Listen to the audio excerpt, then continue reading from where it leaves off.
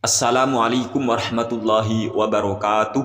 Pada kesempatan kali ini kami akan menanggapi sekaligus meluruskan pernyataan yang sudah dinyatakan oleh almarhum Ustadz Yazid bin Abdul Qadir Jawas Al-Wahabi.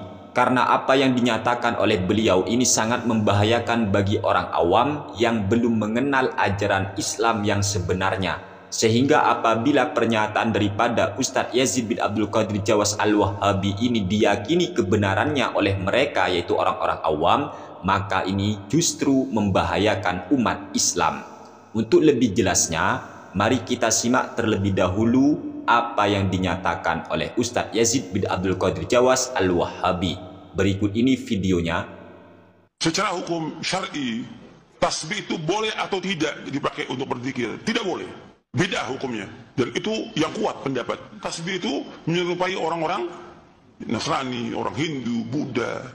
Bapak Yazid bin Abdul Qadir Jawas Al-Wahabi ini mengatakan bahwa zikir dengan menggunakan tasbih itu merupakan amalan bid'ah atau sesat dan hukumnya tidak boleh. Dan kata si Ustadz Yazid bin Abdul Qadir Jawas Al-Wahabi ini, dia mengutip pendapat ulama apa itu ya? Dia katakan bahwasanya tasbih itu menyerupai orang Nasrani, menyerupai orang Hindu dan orang Buddha. Na'udzubillahi min dzalik. Inna lillahi wa inna ilaihi raji'un. Pernyataan yang semacam ini sungguh merupakan pernyataan yang terlalu gegabah, terlalu gampang dan mudah menyesat-nyesatkan amaliyah orang, sementara dirinya sendiri masih minim referensi. Semoga Allah mengampuni dosa beliau. Amin ya rabbal alamin. Di sini kami akan membacakan salah satu kitab yang dikarang oleh ulama sanjungan kaum Wahabi.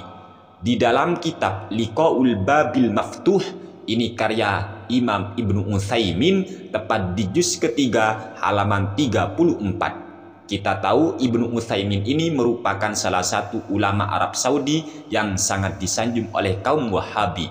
Ibnu Utsaimin berkata, "At-tasbihu bil misbahati tarkuhu aula wa laisa bi bid'atin li anna lahu aslan wa huwa tasbihu ba'dis sahabati bil hasa." Bertasbih ataupun zikirlah, bertasbih dengan menggunakan al-misbahah atau biji tasbih, tarkuhu aula, lebih baik tidak perlu menggunakan tasbih. Walaisa bibid'atin, namun zikir menggunakan tasbih itu bukan bid'ah. Kenapa Ibnu Utsaimin menyatakan bahwa berzikir menggunakan tasbih itu tidak termasuk bagian dari bid'ah? Li'anna lahu aslan, sebab berzikir menggunakan tasbih itu memiliki dasar. Apa dasarnya? Wa huwa tasbihu ba'dis sahabati bil hasa. Dasarnya adalah tasbihnya sebagian sahabat Nabi Muhammad SAW yang menggunakan batu kerikil. Ini kata Ibnu Utsaimin.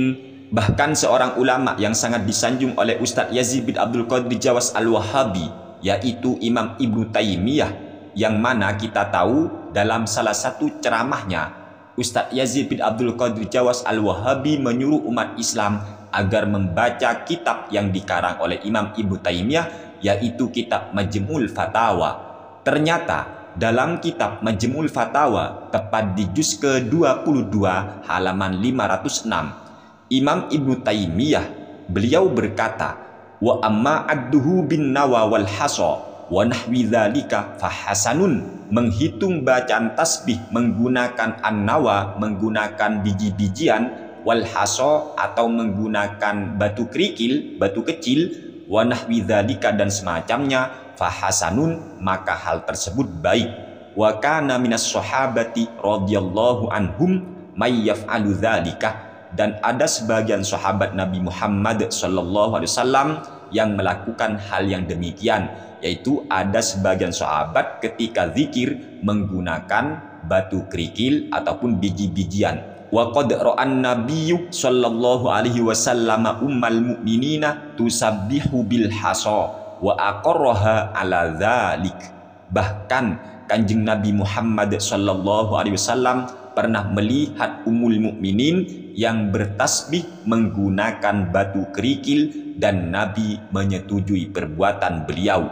Wa ruwiya anna Abu Hurairah kana yusabbihu bihi, dan diriwayatkan bahwasanya sahabat Abu Hurairah bertasbih menggunakan batu kerikil. Wa ammat tasbihu bima yuj'alu fi nidhamin minal kharazi wa nahwihi faminan nasi man karihahu wa minhum man lam yakrahu wa idza uhsinat fihi niyyatu fahuwa hasanun ghairu makruhin. Sedangkan bertasbih dengan menggunakan sesuatu yang dirangkai dari mani-mani atau yang kita kenal ya tasbih itu sudah, wa nahwihi dan semacamnya, faminan nasi man karihahu, ada ulama yang memakruhkannya, wa minhum man lam yakrahu, dan ada juga ulama yang tidak memakruhkannya.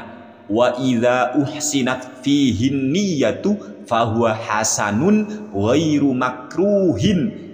Hanya saja kata Imam Ibnu Taimiyah, apabila menggunakan mani-mani atau tasbih yang kita kenal sekarang itu niatnya baik, fahuwa hasanun, maka berzikir menggunakan tasbih tadi hukumnya baik, ghairu makruhin, dan tidak dimakruhkan. Dalam kitab Sahih Imam Ibnu Hibban, tepat di juz ketiga halaman 118 terbitan Muassasatur Risalah Beirut, di sini beliau membawakan sebuah hadis sahih nomor hadis 837. Akhbarana Abdullah bin Muhammad bin Salmin qala haddatsana Harmalah bin Yahya qala haddatsana bin Wahb qala akhbarani Amr bin al-Harithi anna Sa'id bin Abi Hilal haddatsahu an Aisyah binti Sa'd bin Abi Waqqas an abiha annahu dakhala ma'a Rasulillahi sallallahu alaihi wasallam ala imra'atin fi yadiha nawan aw hasan tusabbihu faqala ala ukhbiruki bima huwa aisaru alayki min hadza wa afdalu. Dari sahabat Sa'ad bin Abi Waqqas bahwasanya beliau pernah bersama Rasulullah sallallahu alaihi wasallam menemui seorang wanita. Ternyata di tangan wanita itu terdapat biji-bijian ataupun batu kerikil yang ia gunakan untuk bertasbih. Akhirnya, faqala ala ukhbiruki bima huwa aisaru alayki min hadza wa afdalu. Pada saat itulah Nabi Muhammad SAW berkata, tidakkah aku ingin beritahu kamu cara yang lebih gampang bagimu dan lebih utama daripada ini? Kemudian diajarkanlah oleh Nabi, baca ini ya, subhanallahi adada ma khalaqa fis samai wa subhanallahi adada ma khalaqa fil ardi wa subhanallahi adada ma huwa khaliqun wallahu akbaru mithla dzalik walhamdulillahi mithla dzalik wala ilaha illallahu mithla dzalik wala haula wala quwwata illa billahi mithla dzalik. Ini dalam kitab Sahih Imam Ibnu Hibban.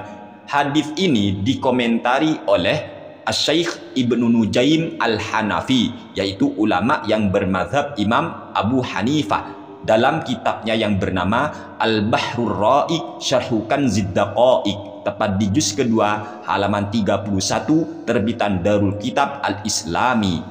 An Sa'd bin Abi Waqqas annahu dakhala ma'an nabiy sallallahu alaihi wasallam ala imra'atin wa baina yadayha nawan aw hasan tusabbihu bihi faqala ukhbiruki bima huwa aisaru alayki min hadza aw afdalu faqala subhanallahi adada ma khalaqa fis samai wa subhanallahi adada ma khalaqa fil ardi wa subhanallahi adada ma baina dzalika wa subhanallahi adada ma huwa khaliqun walhamdulillahi mithla dzalik wallahu akbaru mithla dzalik wala ilaha illallah mithla dzalik wala haula wala quwwata illa billahi mithla dzalik. Jadi ketika Nabi mengetahui ada seorang wanita yang saat berzikir menggunakan biji-bijian ataupun batu kerikil, Nabi memberitahu wanita tersebut tentang cara yang lebih gampang, yang lebih mudah, dan yang lebih utama, yaitu baca subhanallahi adada ma khalaqa fis samai ila akhirih.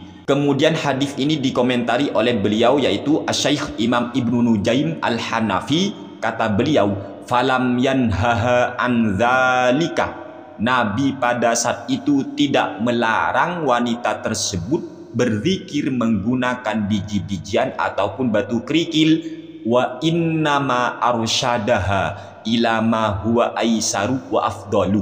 Hanya saja Nabi cuma memberi saran, memberi petunjuk tentang cara yang lebih gampang dan yang lebih utama.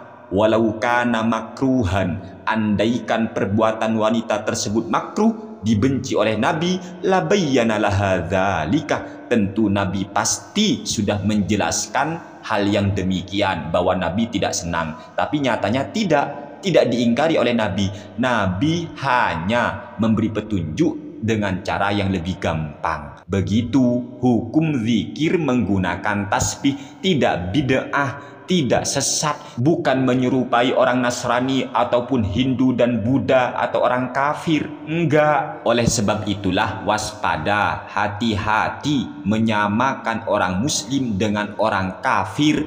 Hati-hati. Apalagi kita tahu Imam Ibnu Utsaimin maupun ulama sanjungan Wahabi seperti Imam Ibnu Taimiyah sudah sangat jelas tidak pernah menganggap bid'ah zikir menggunakan tasbih. Dan kami doakan semoga Ustadz Yazid bin Abdul Qadir Jawas ini diampuni oleh Allah gara-gara fatwanya yang begini, gampang menyalahkan, gampang menyesat-nyesatkan, gampang menuduh bid'ah, gampang menyamakan orang muslim dengan orang yang tidak beriman atau orang kafir.